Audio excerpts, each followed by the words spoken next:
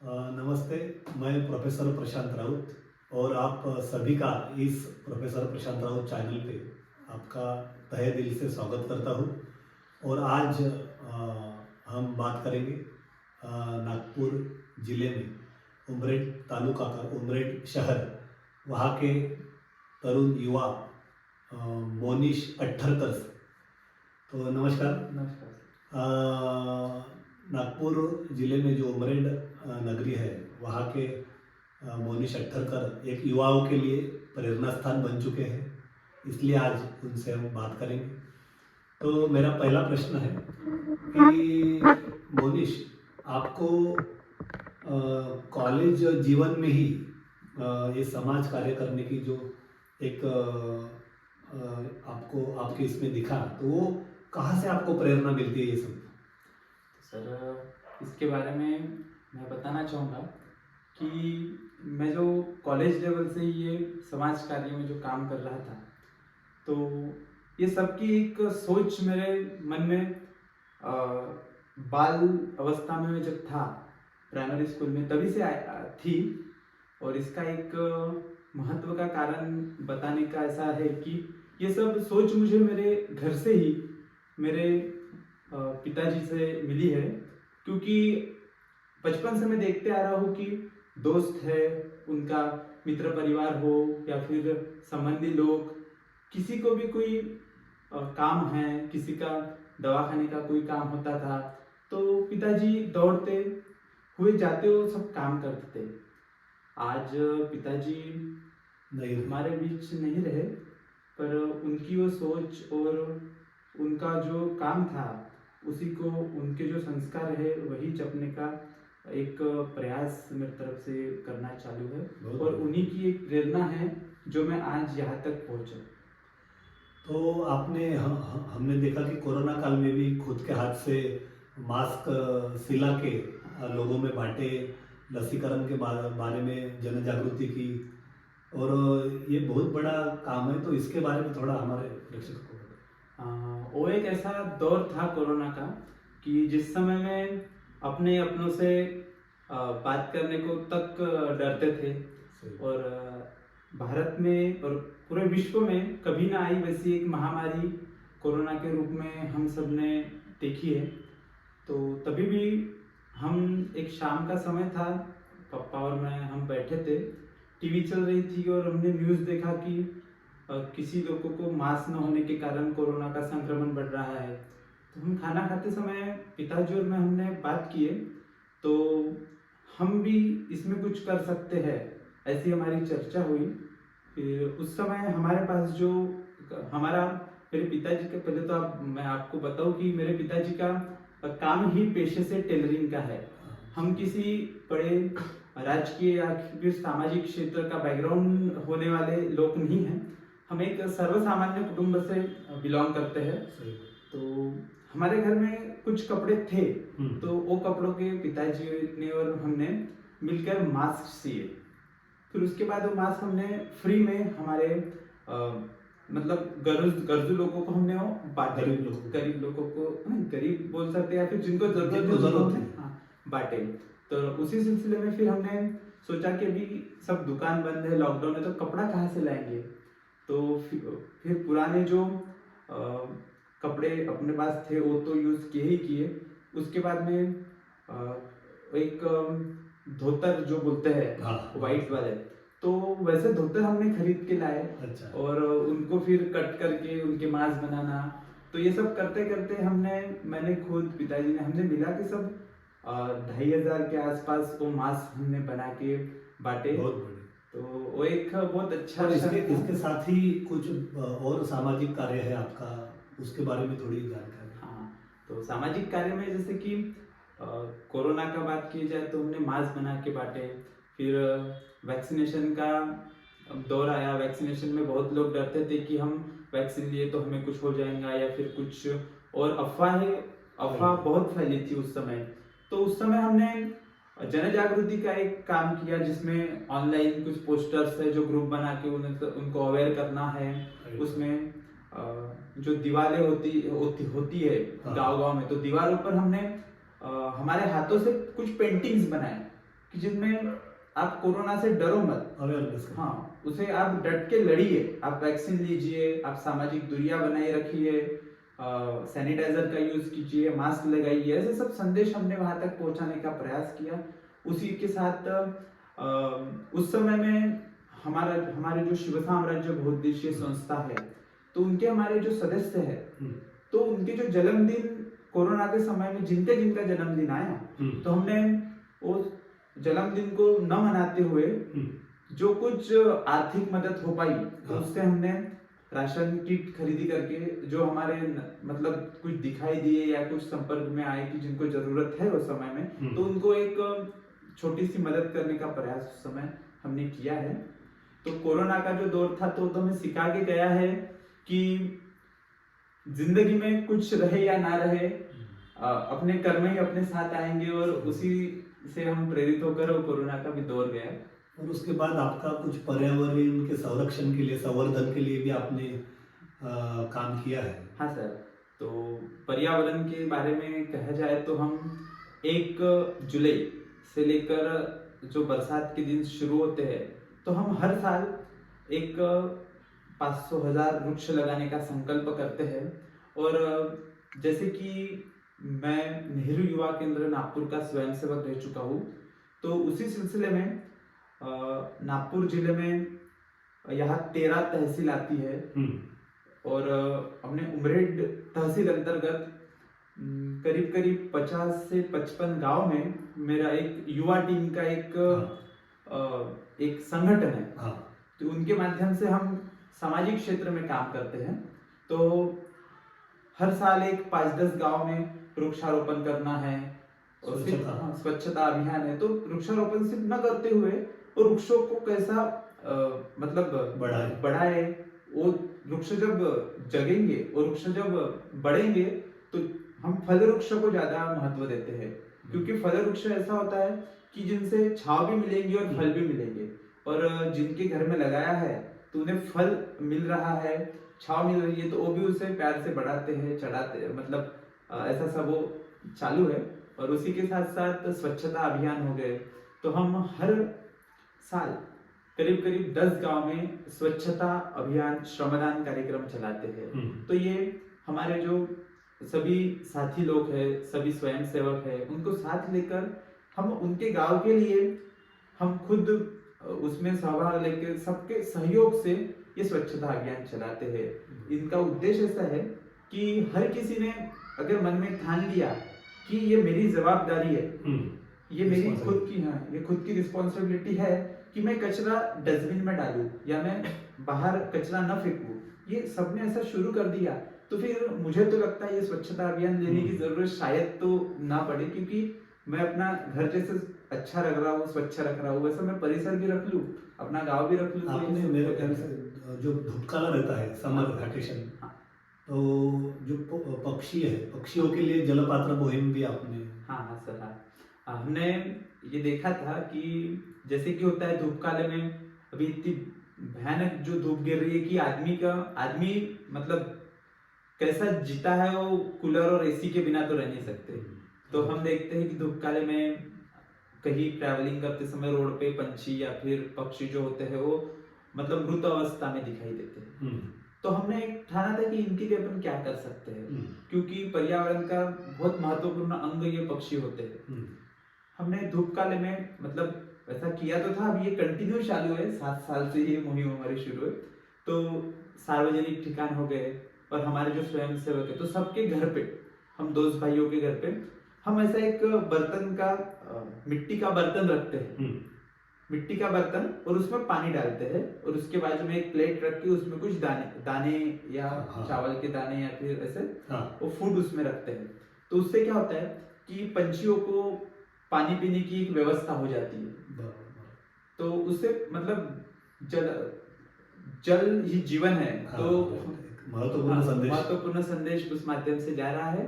और पंछियों के बारे में भी एक विचार हमने किया है, आने वाले समय में हम उनके जैसे एक मटके का घरटा ऐसा बनाने का इस साल हमारा नियोजन है। उसी साथ सर ऐसे बहुत से उपक्रम है जो हम चलाते आ रहे हैं। इनके पीछे का एक उद्देश्य ऐसा है कि जैसे कि हम युवा है, और युवा है सिर्फ उम्र नहीं, तो ये कृतिक है। Right right. इस साल ये मतलब ये हमारी उम्र ऐसी है कि हम जो सोचे वो कर सकते हैं। क्योंकि हम देखते हैं कि एक 70 साल के बुजुर्ग व्यक्ति होंगे और एक 20 साल का लड़का होगा। अगर हम दोनों भी रोड से जा रहे हैं, बीच में कोई पत्थर पड़ा है, वो पत्थर 70 साल के आदमी उसे टकरा गए तो गिर जाएंगे, पर उन्होंने मन में कितना सोचा कि मैं इसे उठा के बाजू में करूं, तो वो नहीं कर पाएंगे क्योंकि उनकी उम्र वो मतलब नहीं कर पाएंगे। और वही 20 साल का लड़का अगर वो पत्थर को ठकरा जाए तो वो उठा के बाजू में कर सकता है। तो बताने का एक उद्देश्य है कि युवा एक मतलब जोश है, ये सिर्फ उम्र नहीं, तो ये कृति है, एनर्जी है। तो अगर युवा चाहे तो जो पत्थर बाजू में कर दिया तो उसकी एक समाज प्रति एक सेवा बोल सकते हैं, क्योंकि वो तो ठुकराया, लेकिन उसमें जो 70 साल के बुजुर्ग है या फिर बाकी आने जाने वाले हैं वो ना टुकराए या वो ना गिरे, ऐसा एक। और मैंने देखा है कि उमरेड तालुका और तालुका के बीच में जो जितने भी ग्रामीण आते हैं गांव, वो गाँव में जाके आपने संगठन बनाया, और स्पेशली क्रीड़ा जो खेल बोलते, तो खेल क्षेत्र में वो कबड्डी हो या क्रिकेट हो, तो आपने उनको आर्थिक सहाय्य किया है, आपने उनको संगठित किया है, और खेल के माध्यम से उनका जो शरीर है सुदृढ़ बनाने का जो एक निश्चय लिया है, उसके बारे में भी थोड़ा। नक्की। तो सर ऐसा है कि बहुत हमारे जो यहाँ उमरेड से लेके बुटीबोरी तक हमारे जो गांव आते हैं, जैसे उसमें आमगांव हो गया, देवड़ी हो गया, भ्यूगढ़ है, तांबेखनी, फुकेश्वर, खापरी, डवा, ये जो सिंधेवी, ऐसे अनेक गांव है। तो गांवों में हमारे वहाँ पे स्वयं सेवक है, उनके कबड्डी के स्पोर्टिंग क्लब है। तो आर्थिक मदद तो मैं बहुत ज्यादा नहीं कर पाया, क्योंकि मैं भी पेशे से मेरा इंश्योरेंस का काम है, और उसी से मैं जो कुछ समाज के प्रति कर पाता हूँ या फिर जो मुझसे होता है तो आर्थिक मदद मैं करने को तैयार होता हूँ। तो क्रीड़ा एक ऐसा विषय है कि आज हम देखते हैं कि सभी लोग, जैसे हमारे बचपन में हम खेला करते थे खो खो, कबड्डी या फिर ग्राउंड पे जाके खेलना, तो आज बहुत कम हो प्रमाण दिखता है। तो अभी ग्रामीण भाग ही ऐसा है कि वहाँ पे ये सब पुराने खेल हमारे जीवित है। तो उन्हें एक प्रोत्साहन देने के लिए ये सब आयोजन होते हैं। तो जैसा हम साथ में मिलकर कोई आयोजन करते हैं, जैसा अभी हाल ही में हमने क्लस्टर लेवल स्पोर्ट इवेंट करवाया, उसके बाद तालुका स्तर पर कोई क्रीड़ा इवेंट हम करवाते हैं। उसी के साथ कबड्डी होता है, कबड्डी हो गया, खो खो हो गया, तो इनके मैचेस हम करवाते हैं।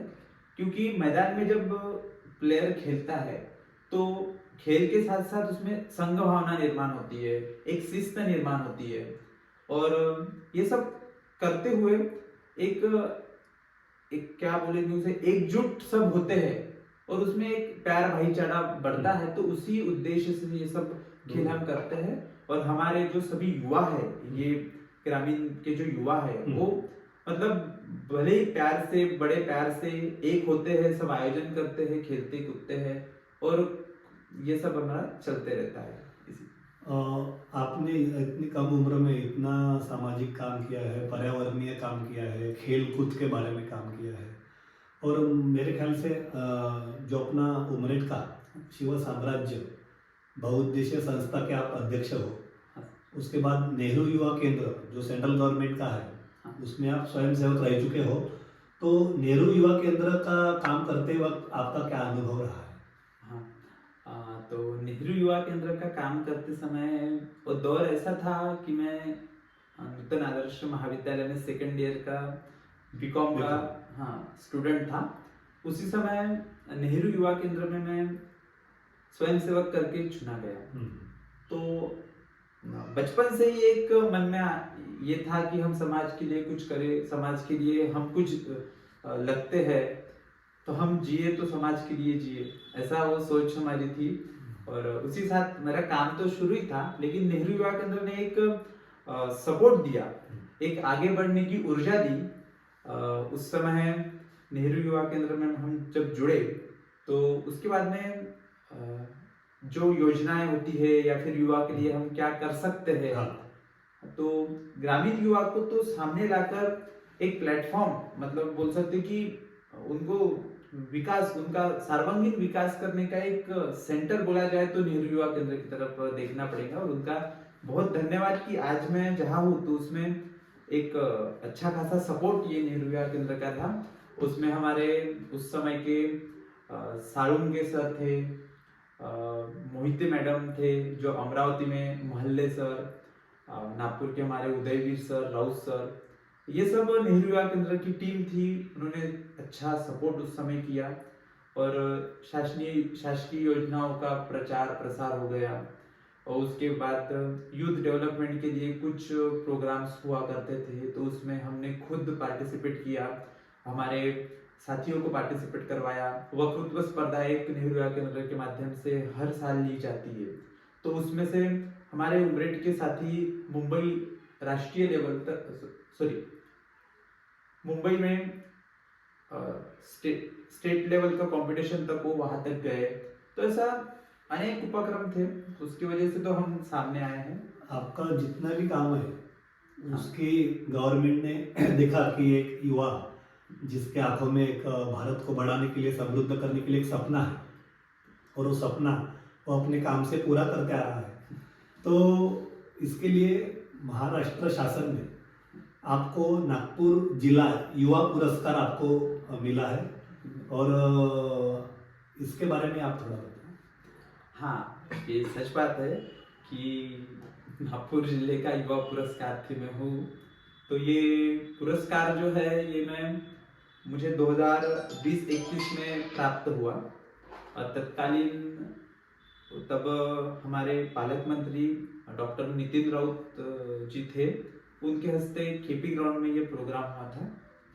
तो जिला युवा पुरस्कार मिलने की खुशी तो मुझे थी, पर उसी के साथ मेरे सब जो साथी थे, हाँ। तो उनके वजह से ये सब मतलब हो पाया।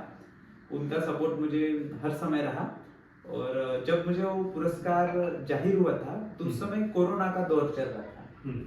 तो पहली बार मुझे 26 जनवरी के पहले, मतलब 2-3 दिन पहले ऐसा एक पत्र आया कि आपका चयन ये जिला युवा पुरस्कार के लिए हुआ है और आपको 26 जनवरी के दिन ये दिया जाएगा।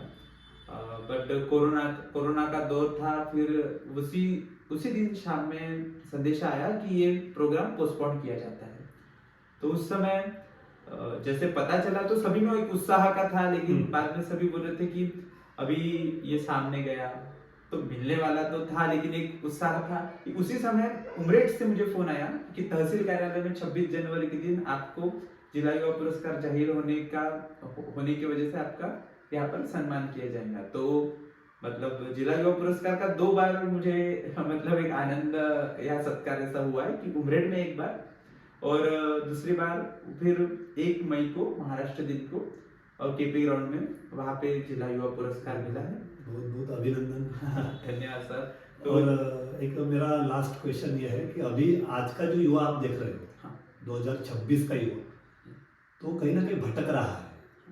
वो उनकी पढ़ाई में लगन नहीं है, मोबाइल में लगे हैं, कुछ लवशिप में है और यानी समाज के प्रति, राष्ट्र के प्रति उनके मन में जो भावना चाहिए, जैसा काम आप कर रहे हो, तो वो भटकते युवा को आप क्या संदेश दोगे?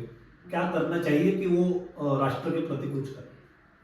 तो इस पे तो आप अभी बोल सकते हैं कि आज का युवा भटका हुआ है, जैसे कि आप बोल रहे हैं।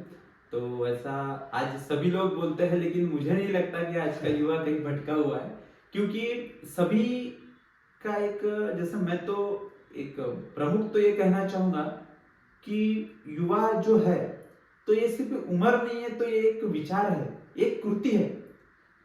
उन्होंने जो कुछ भी ठाना है, आज की युवाओं ने जो कुछ भी ठाना है वो मन से पक्का ठानी है। उसको प्राप्त करने के लिए प्रामाणिक प्रयत्न कीजिए, जो हो सके जी जान से मेहनत कीजिए। सफलता आपके पीछे आएंगी और आपके पीछे सफलता को आना ही है। तो ये मेरा प्रमुख संदेश उनको रहेगा। और राष्ट्र प्रेम जो है, राष्ट्र भावना, ये हर एक के दिल में रहनी चाहिए। मोबाइल हो गया तो मोबाइल, आज ये बात सही है कि मोबाइल की वजह से बहुत सब मतलब युवा जो मैदान में खेलते थे वो आज दिखाई नहीं दे रहे हैं। कॉलेज में जो आप देखते थे कि पहले युवा मतलब स्टूडेंट आके लेक्चर करते थे, आज का दौर ऐसा आ गया कि मोबाइल पे सभी देख लेते हैं, कोई राइटिंग वर्क नहीं कर रहा है, कोई रीडिंग नहीं कर रहा है। तो युवाओं ने मोबाइल का उपयोग ये सही चीजों के लिए करना चाहिए। राइट। मोबाइल में भी ऐसे कुछ अपन काम कर सकते हैं कि जिनकी वजह से हमारा नॉलेज बढ़े। और एक किताब पढ़ने का जो शौक होता है तो हर किसी ने अगर लिया, किताब पढ़ते रहे तो उनमें विचारों की भी वृद्धि होती है। और उसी साथ में हम देख पाते हैं कि एक अच्छा वातावरण समाज में निर्माण होने के लिए हम काम कर सकते हैं। तो युवाओं को एक ही मेरा कहना है कि आप अपने विचार जो आपके है, आपका जो ध्येय है उसे निश्चित कीजिए, उसके लिए जी जान से मेहनत कीजिए। आपको सफलता ये मिलनी ही है, अपनी सफलता कहीं जाने वाली नहीं है, सिर्फ अपना जो प्रयास है वो प्रामुख्य है। जैसा कि आपने पूछा कि आज के समाज में युवाओं ने क्या करना चाहिए, क्या संदेश है, तो सर मैं कहना चाहूंगा कि देश मतलब समाज है और समाज मतलब मैं हूं और मैं मतलब ही कल का देश है। तो इसी सिलसिले में यह जो विचार है, ये विचार सबने अंगीकृत कर लिया और उसी हिसाब से अगर काम करना शुरू कर दे तो कल का सशक्त भारत हमें दिखाई देगा। और इसी साथ आने वाले युवा दिन के लिए 12 जनवरी स्वामी विवेकानंद जी का जयंती महोत्सव, माँ जिजाऊ का जयंती महोत्सव है। तो उन सभी महापुरुषों को इस माध्यम से नमन करता हूँ और उन्हीं की प्रेरणा से हम ये काम कर रहे हैं, ये समाज सेवा में आ रहे हैं। छत्रपति शिवाजी महाराज, उनसे प्रेरणा लेकर उनके इतिहास को पढ़कर हम ये काम में सामने आ रहे हैं। उसी साथ सभी को युवा दिन की ढेर सारी शुभकामनाएं और आपके चैनल के माध्यम से हमें यहाँ रूबरू होने का एक मौका आपने दिया, उसके लिए आपका भी बहुत तहे दिल से धन्यवाद।